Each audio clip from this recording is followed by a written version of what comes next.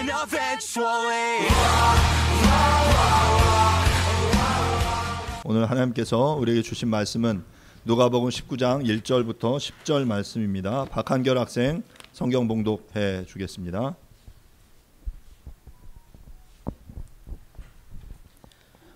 하나님께서 오늘 우리에게 주신 말씀은 누가복음 19장 1절부터 10절까지 말씀입니다. 말씀을 봉독하겠습니다.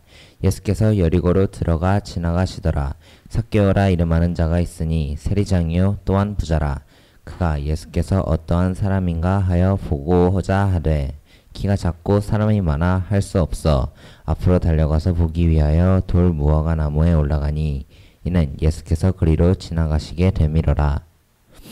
예수께서 그곳에 이르사 쳐다보시고 이르시되 삭개오야 속히 내려오라. 내가 오늘 내 집에 유하여야 하겠다 하시니 급히 내려와 즐거워하며 영접하거늘 무사람이 보고 수군거려 이르되 저가 죄인의 집에 유하러 들어갔도다 하더라. 삭개오가 서서 주께 여짜오되 주여 보시옵소서 내 소유의 절반을 가난한 자들에게 주겠사오며 만일 누구의 것을 속여 빼앗은 일이 있으면 내 갑절이나 갚겠나이다. 예수께서 이르시되 오늘 구원이 이 집에 이르렀으니 이 사람도 아브라함의 자손이로라. 인자가 온 것은 잃어버린 자를 찾아 구원하려 함이니라. 아멘. 자리에 앉으시 바랍니다.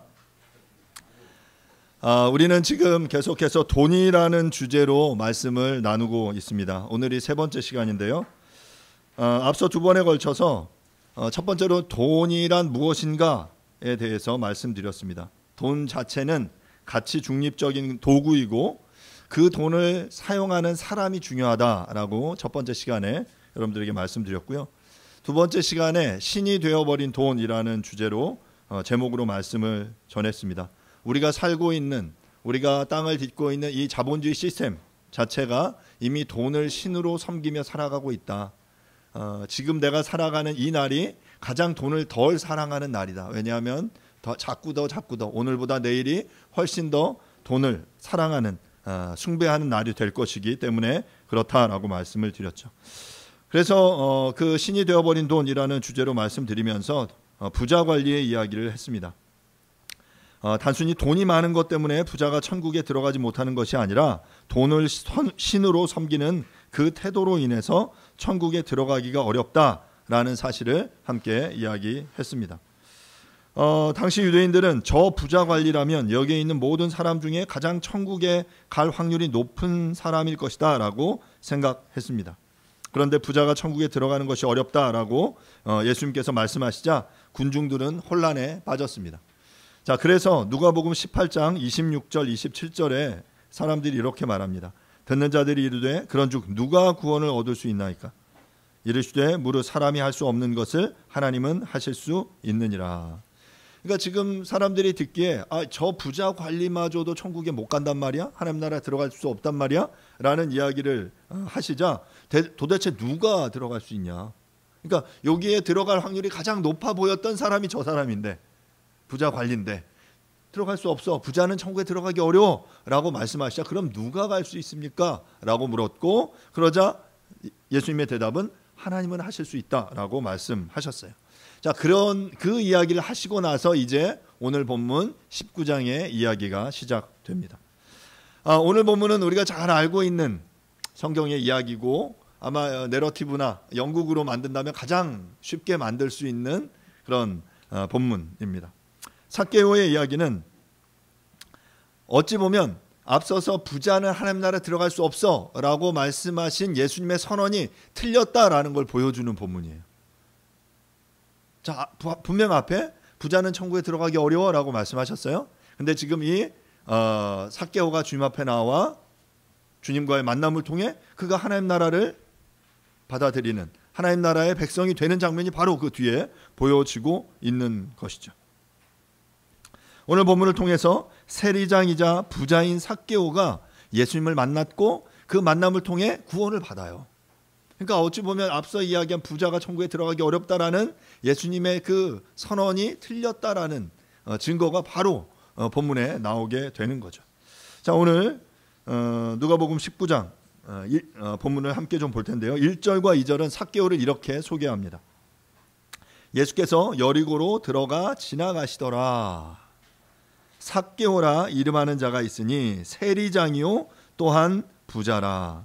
우리 1, 2절을 통해 알 수 있는 정보는 뭐 여러 가지 중요한 정보를 알 수 있습니다. 우리가 누군가를 만나면 또 통성명하고 어디에 살고 이름은 뭐고 그가 무슨 일을 하는지 어떤 지위 어떤 위치에 있는지 그리고 더 알고 싶으면 그가 어떤 집 몇 평의 아파트에 살고 차는 뭐 타고 얼마나 부자인지 알고 싶은 게 우리의 정보잖아요. 1, 2절에 모두 다 들어있어요. 어디에 살아요? 여리고에 삽니다. 이름이 뭐예요? 삭개오예요. 그 사람의 직업이 뭡니까? 세리장이에요. 또한 그는 어떤 사람이었어요? 부자였어요. 몰라요. 요즘 말하면 뭐 그랜저 제네시스 아니면 뭐 벤츠 정도 타고 다닐까요? 자, 그 영어 성경의 그 밑에 바로 보시면 영어 성경이 이렇게 말하죠. He was a chief tax collector and was rich라고 되어 있어요. 그러니까 텍스 콜렉터, 텍스를 걷어들이는 세리인데 그 중에 어떤 사람이에요? 치프예요, 대장이에요. 그래서 세리장이라고 부르고 있는 거죠. 당시 로마 제국은 자신들이 지배하는 지역마다 세리들을 세워서 세금을 거두어 들였습니다. 로마 제국은 먼저 유대인들 가운데 세리장을 치프 텍스 콜렉터를 선발했고 그래서 그 해에 정해진 세금 금액을 지정해 줬어요. 너 얼마 세금을 거둬 라고 그 세리장에게 미션을 주는 거예요. 그러면 마치 아마 여기 이제 건설업에 계시는 분들 도급제로 공사하는 것처럼 세리장은 이 세금을 거둬 드리는 것을 이제 다른 세리들에게 하청을 주는 거예요.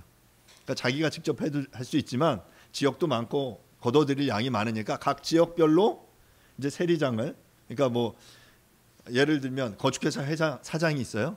지역마다 현장 소장을 두고 그 소장을 통해서 이게 세금을 거둬 들이도록 그런 역할들을 하고 있는 거죠. 당시에 돈을 벌 수 있는 가장 확실한 방법 중에 하나는 세리가 되는 것이었습니다. 그리고 그 중에서도 세리장이 되면 가장 큰 돈을 벌 수 있었어요. 그렇다면 세리장이 되려면 어떻게 해야 될까요? 성경이 뭐 그 설명을 하고 있지는 않아요. 그냥 우리가 그냥 머릿속으로 상상해 보자면 예측할 수 있는 대로 로마에게 아마 뒷돈 리베이트를 많이 바친 인물이 세리장이 될 확률이 높았을 겁니다.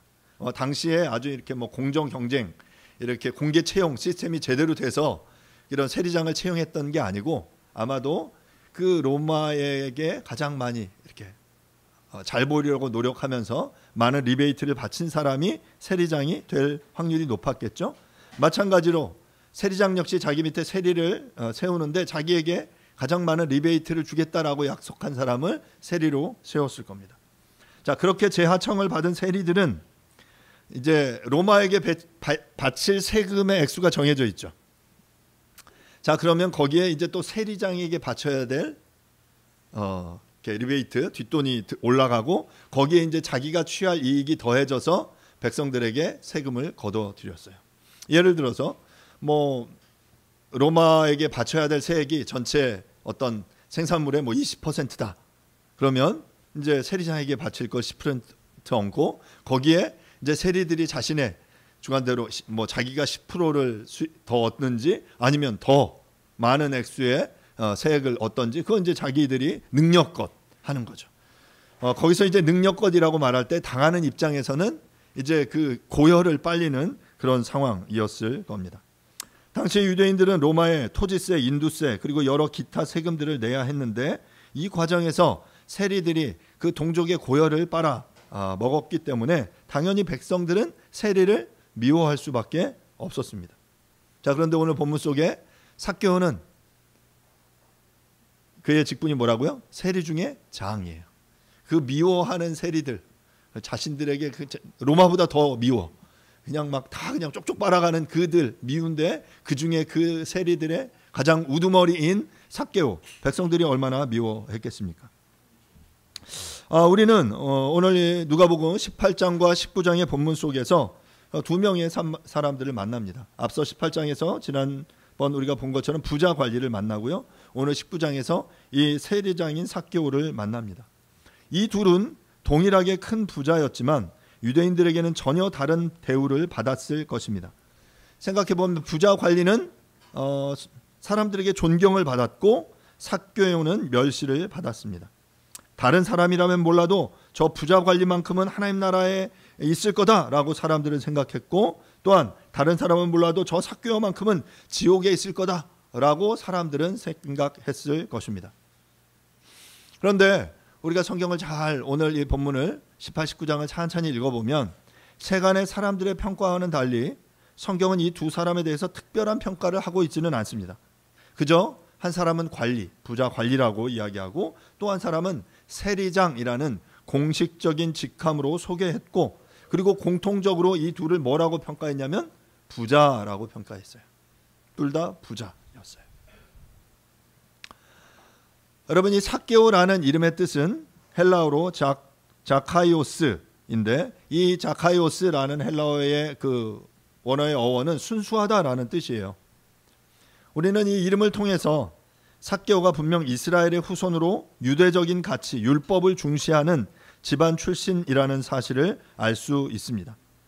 하지만 그가 살아가는 현실은 녹록하지 않았습니다. 그가 유대적인 순수함이라는 그 이름의 뜻을 가지고 그 땅을 살아가기를 원했지만 삭개오는 로마의 지배 아래서 여타 다른 유대 민중들과 함께 아주 힘겨운 삶을 살아가고 있었습니다.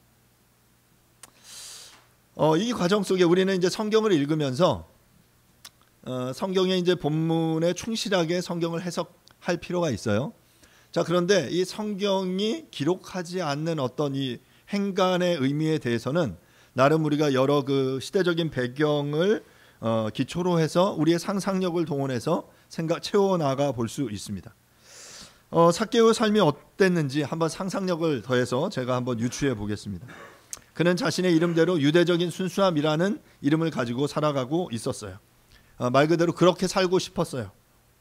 그런데 그가 마주한 현실은 암담했습니다.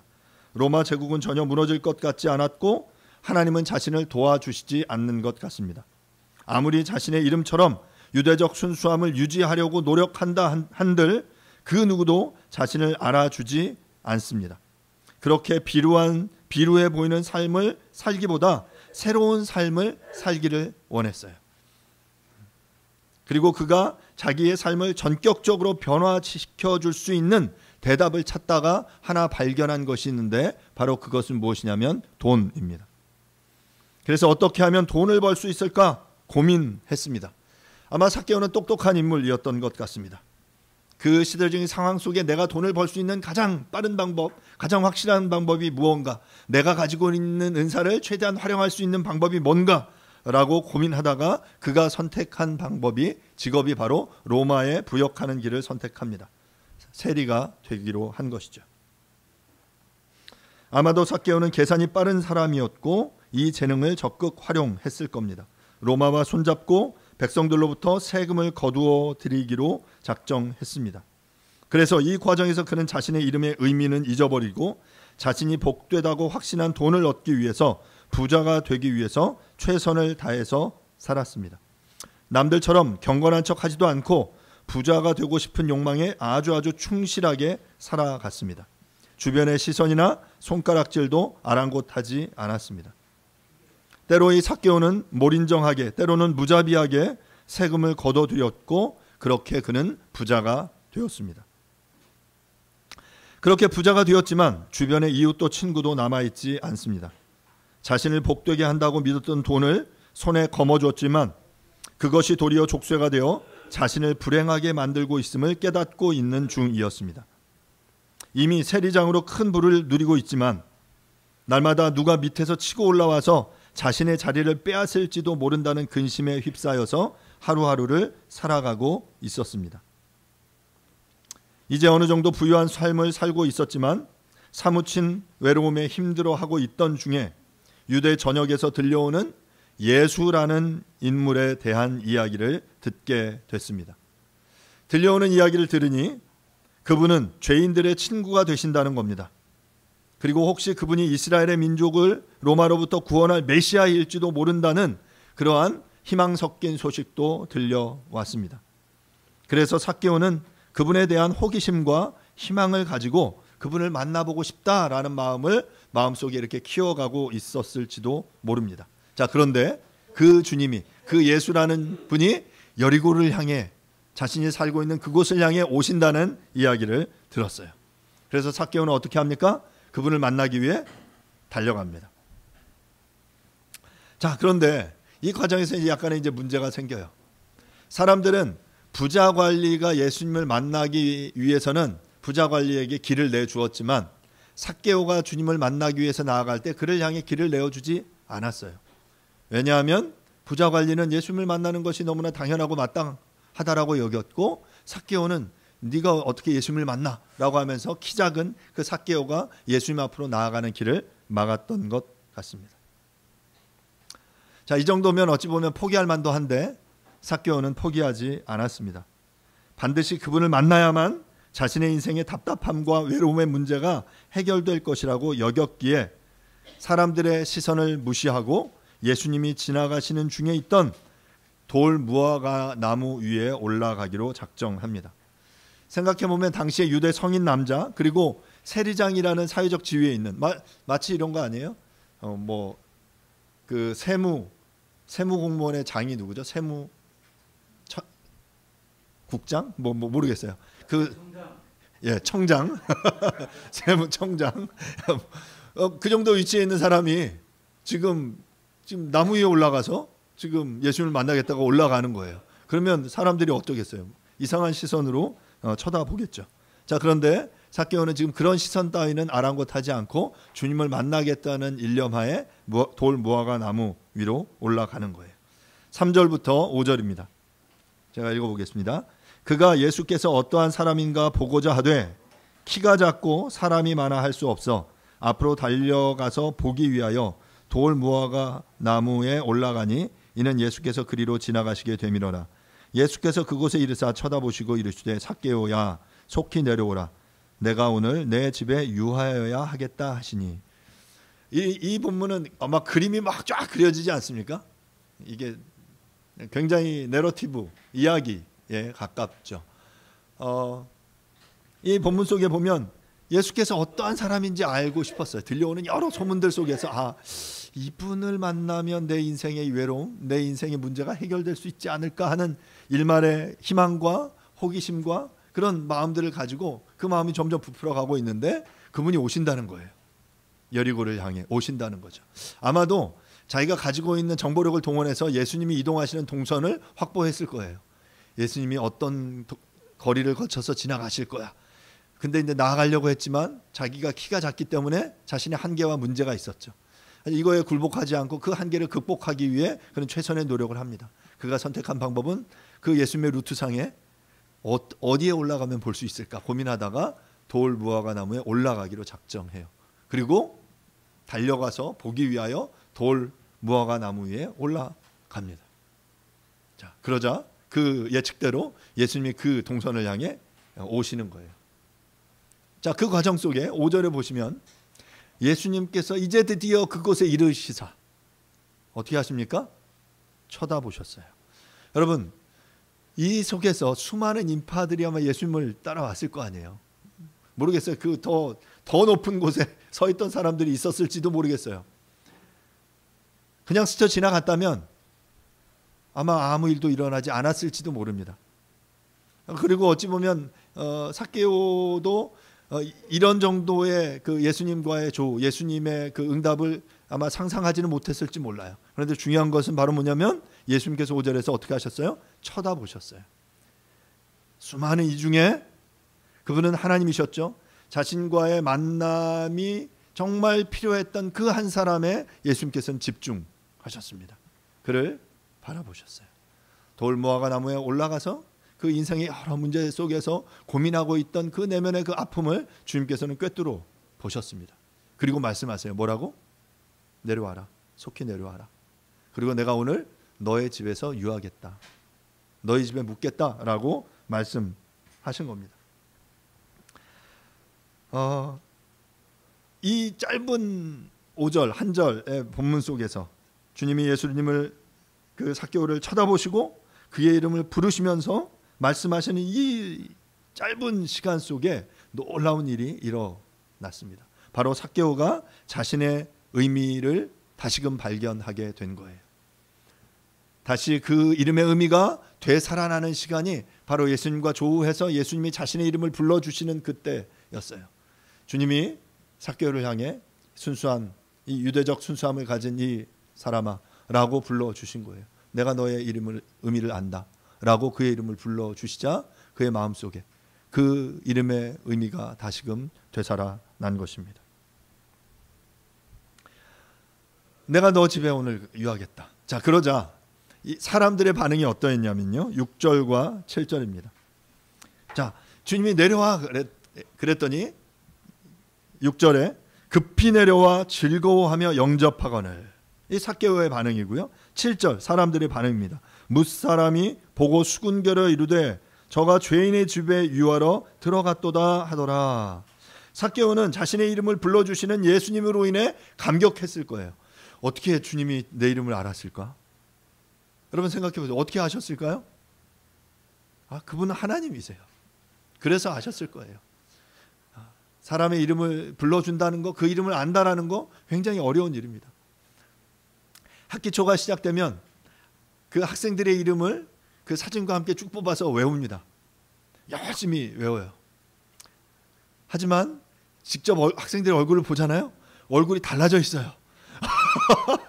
제가 그 첫 시간에 하는 거 그거거든요. 그 출석부에 나와 있는 학생들 이름을 쫙 뽑아서 학생들 이름을 외워요. 근데 학생들 가서 보잖아요. 딴 아이들이 앉아 있어요. 그래서 첫 시간에 하는 게 뭐냐면 조별로 사진을 다시 이렇게 찍어서 이제 밑에 태깅해서 자기의 이름을 다시 적어서 제출하게 해요. 그걸로 다시 외웁니다. 그래서 그 학생의 이름을 불러줄 때 뭐 여전히 아직 다는 못 외웁니다. 근데 가끔 이제 이런 생각해요. 오늘 들어가면 이 아이의 이름은 내가 꼭 부른다라고 몇 명을 찍어요. 찍고 의도적으로 또 때로는 필요할 때 그 아이의 이름을 불러요. 지난 시간에도 제가 수업 중에 그 한 학생의 이름을 이렇게 부르면서 이렇게 뭔가 이제 물어보고 대화를 했었어요. 그랬더니 중간에 쉬는 시간에 그 아이가 그 친구가 다시 나와서 저희 이름을 나오면서 뭘 물어보면서 교수님 저희 이름을 알고 계시네요 하고 이야기하더라고요. 그러면서 모르겠어요. 제 느낌에는 그 학생의 수업의 태도가 조금 달라지는 게 저한테는 좀 느껴졌어요. 내가 그 학생의 이름을 불러줬을 때 그 학생이 수업의 태도가 조금 더 나아지더라고요. 저는 지금 이 본문 속에서 예수님이 그 삭개오의 이름을 불러줬을 때 바로 그것보다 더 놀라운 일이 일어났다라고 믿습니다. 자신의 이름을 불러주시자 그는 즐거워하며 기뻐하며 주님을 영접했어요. 내 이름을 그 주님이 아시다니. 사람들의 말에 의하면 그분이 하나님의 아들이시라고 하던데, 그분이 우리의 구원자라고 하시는데, 그분을 만나면 그 모든 죄의 문제, 연약함의 문제, 그 고통의 문제가 다 해결되고 새로워진다던데, 그 주님이 나를 아신다니, 그 주님이 나의 이름을 불러주신다니 하며 그는 기뻐하며 감격했을 것입니다. 자, 그런데 사람들의 반응은 좋지 않았어요. 율법에 의하면 부정한 자와 어울리면 그의 집에 유하고 그 식탁에 교제를 하면 함께 부정해진다라고 여겼습니다. 그래서 뭇사람들이 수군거린 거예요. 죄인 중에 죄인인 삭개오의 집에 유하시겠다라니 말이나 되냐. 저 부자 관리의 집이라면 이해가 돼. 그런데 저 세리장인 그 우리들이 미워하는 로마의 앞잡이인 저 세리장 삭개오의 집에 들어가서 유하신다니 말이 안 돼 라고 생각했던 것이죠. 하지만 이 뭇사람들의 반응과는 다르게 이 예수님의 요청, 내가 너의 집에 유하겠다라고 하시는 이 예수님의 요청에 의해서 삭개오의 변화는 시작되었습니다. 삭개오가 뭐라고 이야기하냐면 8절에 이렇게 말합니다. 삭개오가 서서 주께 여짜오되 주여 보시옵소서, 내 소유의 절반을 가난한 자들에게 주겠사오며 만일 누구의 것을 속여 빼앗은 일이 있으면 내 갑절이나 갚겠나이다 라고 말했습니다. 여러분 잘 생각해 보세요. 지금 예수님과 만났어요. 예수님 쳐다보려고 나무 위에 올라갔고 예수님이 그를 쳐다보셨고, 그리고 야 삭개오야 내려와, 내가 오늘 너 집에 갈게, 너의 집에 유할게. 그러자 급히 내려와서 예수님을 영접한 것이 바로 지금 이 순간이에요. 이 시간이 얼마나 걸렸을까요? 나무에서 내려와서 예수님과 짧은 대화 몇 분 걸리지 않았을 거라고 생각해요. 지금 이 몇 분 동안 그 예수님과 이 세리장 삭개오가 글쎄 제자 훈련을 한 것도 아니에요.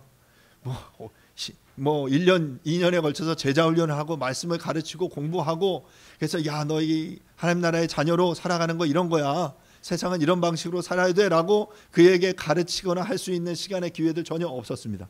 단지 예수님과 만났던 것뿐이에요. 만남의 조우가 일어났고 그 과정 속에서 그 만남 속에서 자신의 이름을 불러주신 그 주님으로 인해서 지금 삭개오는 변화되기 시작했고 이 변화의 시작 바로 8절에서 그가 뭐라고 고백한 놀라운 고백을 하고 있어요. 내 소유의 절반을 가난한 자들에게 주겠습니다. 그리고 혹시 내가 누군가를 속여 빼앗은 것이 있다면 4배나 갚겠습니다 라고 말하고 있는 거죠. 앞서 6절에서 삭개오는 예수님을 만나고 기뻐했어요. 즐거워했어요. 항상 근심과 걱정, 사람들의 불편한 시선을 느끼며 인상을 쓰던 삭개오였는데 예수님이 자신의 이름을 부르시며 너의 집에 유하시겠다라는 요청으로 인해서 그의 얼굴에는 미소가 지어졌고 즐거워했습니다. 내면의 기쁨이 회복되기 시작한 것입니다. 바로 이것이 주님을 만난 사람들의 첫 번째 반응이어야 돼요. 사랑하는 여러분, 예수님을 만나셨다면 여러분 얼굴에 표정이 바뀌셔야 됩니다. 기뻐하셔야 돼요. 즐거워할 수 있습니다. 삶에 문제, 어려움이 없는 것 아니지만 그 주님의 만남으로 인해 그의 삶이 바뀌어지게 되는 거죠.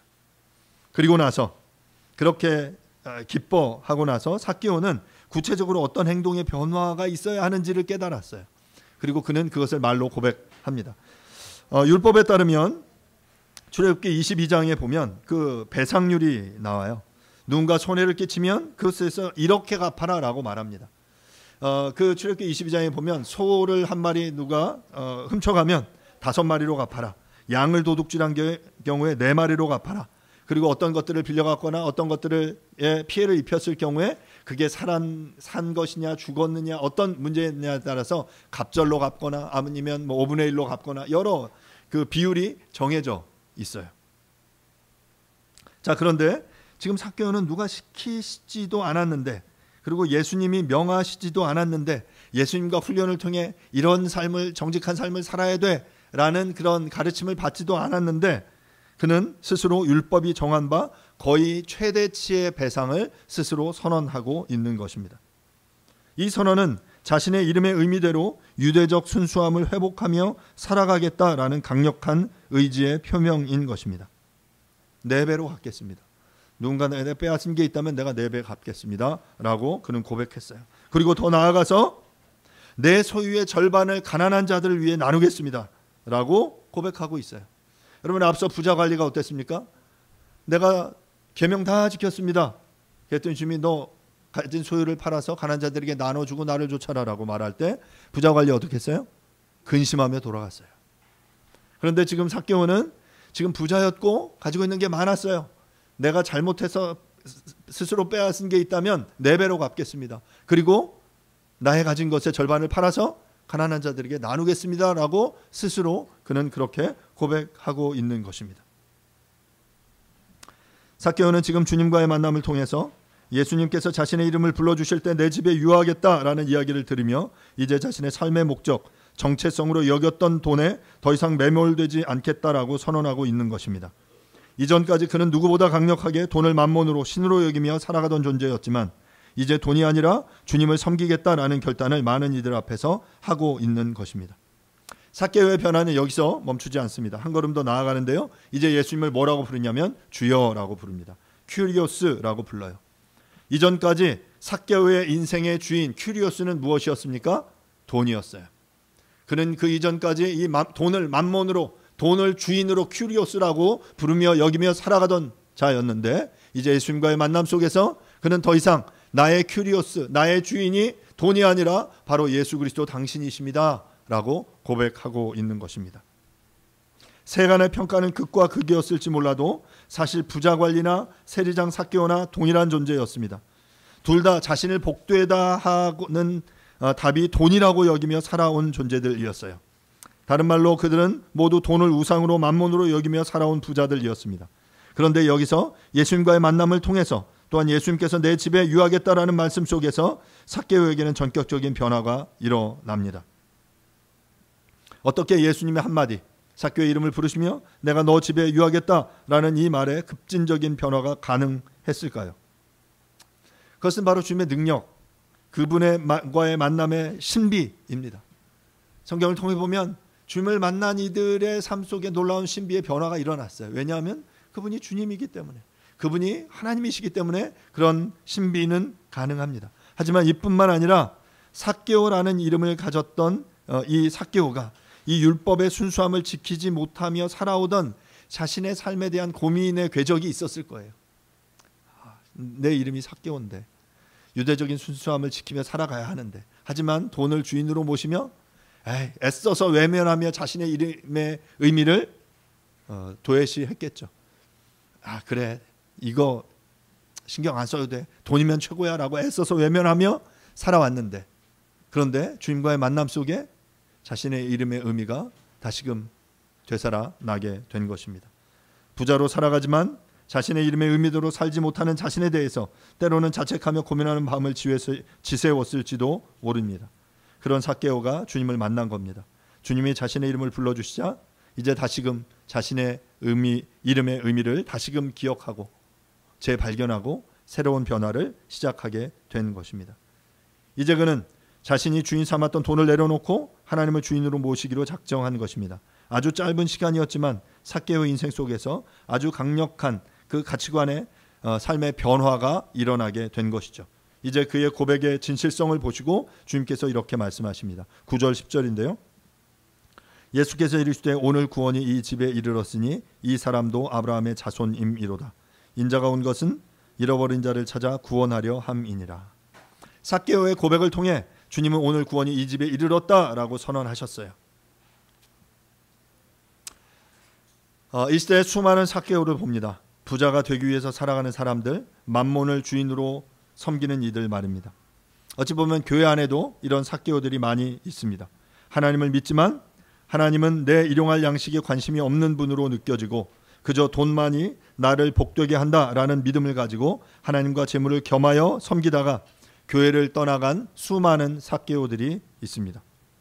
아니, 지금 이 자리에도 교회를 떠나지 않았더라도 부자관리와 삭개종, 세리장, 삭개오 사이 어딘가에서 우왕좌왕하는 사람들이 있는지 모르겠습니다.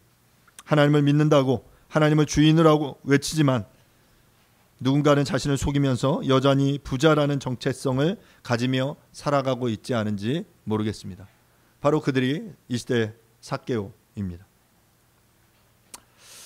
오늘 본문 속에서 우리가 주목해야 될 한 가지 지점이 있습니다. 그것은 이렇게 만몬에서 예수께로 나온 삭개오의 이야기 속에 어떤 표면적인 기적도 나오지 않는다는 것입니다. 물이 변하여 포도주 되고 바디메오가 눈을 뜨고 죽은 나사로가 살아나고 거친 파도가 잔잔케 되는 것만이 놀라운 기적이 아닙니다. 죄인 중에 괴수임이 분명했던 삭개오가 주님과의 만남을 통해 하나님 나라의 백성이 되고 스스로 자신의 것을 나누며 선을 실천하겠다라고 선언하는 바로 이 장면, 한 인생이 그 바뀌어 하나님을 만나는 이 장면이야말로 가장 놀라운 기적이라고 생각합니다. 사랑하는 여러분, 진정한 변화는 돈을 통해 일어나지 않습니다.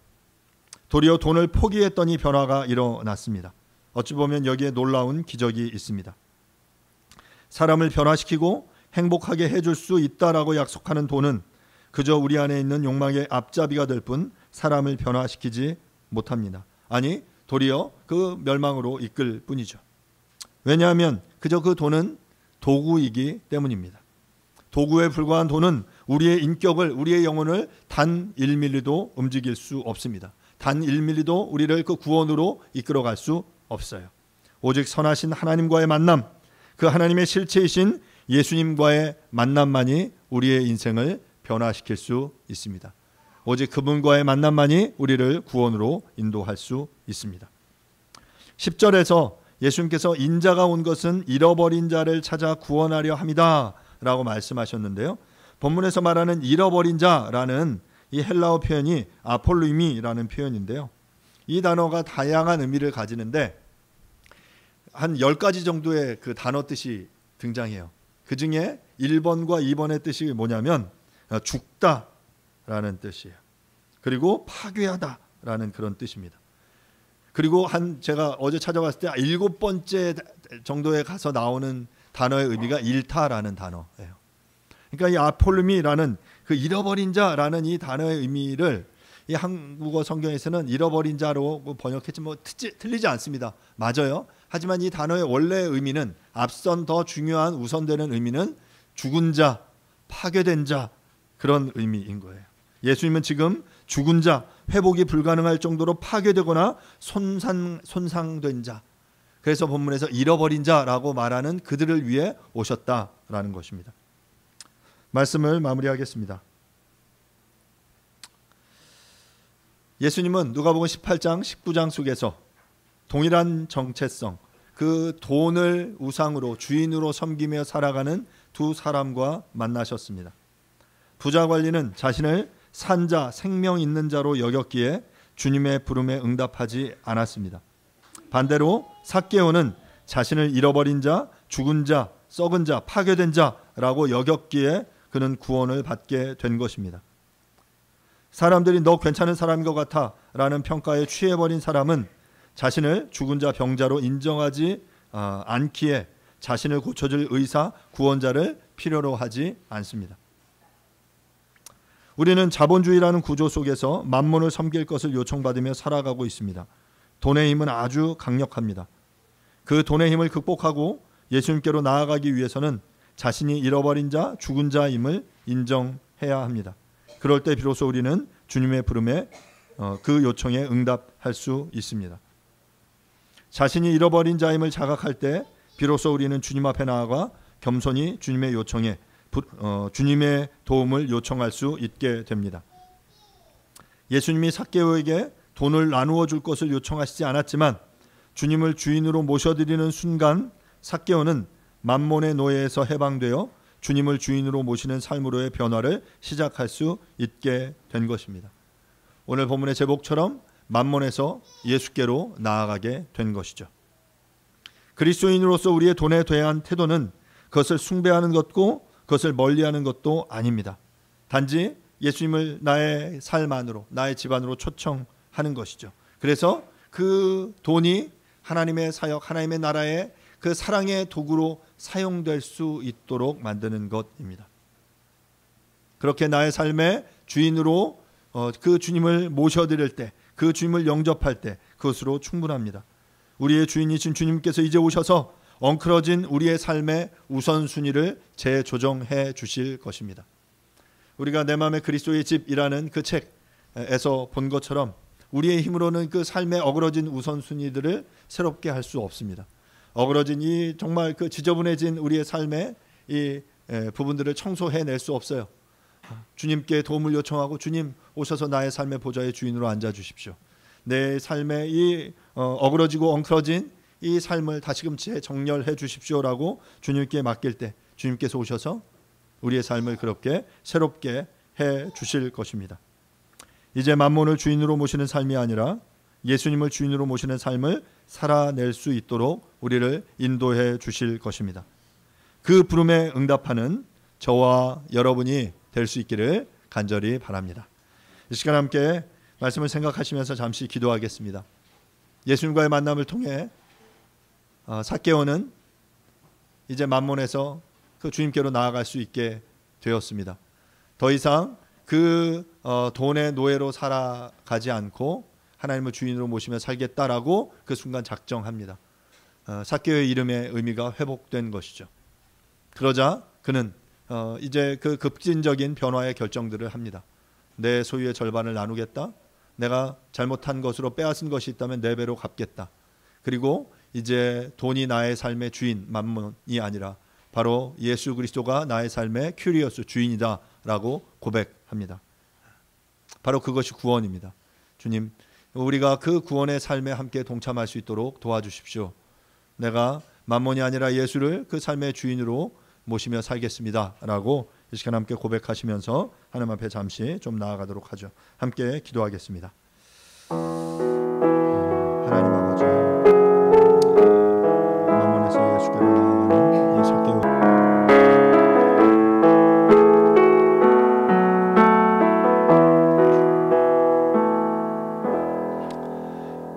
예수께서 여리고로 들어가 지나가시더라. 삭개오라 이름하는 자가 있으니 세리장이요 또한 부자라. 그가 예수께서 어떠한 사람인가 하여 보고자 하되 키가 작고 사람이 많아 할 수 없어 앞으로 달려가서 보기 위하여 돌 무화과 나무에 올라가니 이는 예수께서 그리로 지나가시게 됨이로라.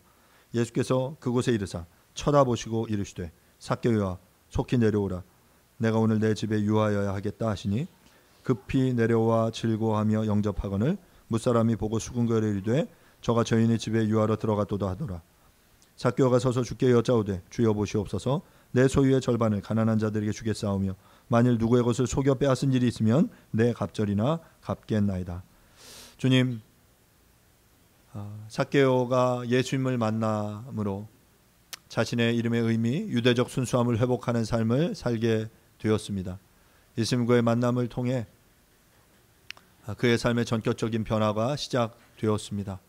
주님, 우리도 그 주님을 만나고 싶습니다. 주님, 우리를 쳐다봐 주시고 우리의 이름을 불러주시고 우리가 주님의 그 뜻을 위해 살아가는 인생 살 수 있게 도와주십시오. 우리가 내려놓아야 할 것들이 있다면 내려놓게 하시고 우리의 것을 또한 포기하고 또 나누며 섬겨야 될 일들이 있다면 우리가 능히 그 선택들을 그 결단들을 해나갈 수 있도록 도와주시옵소서.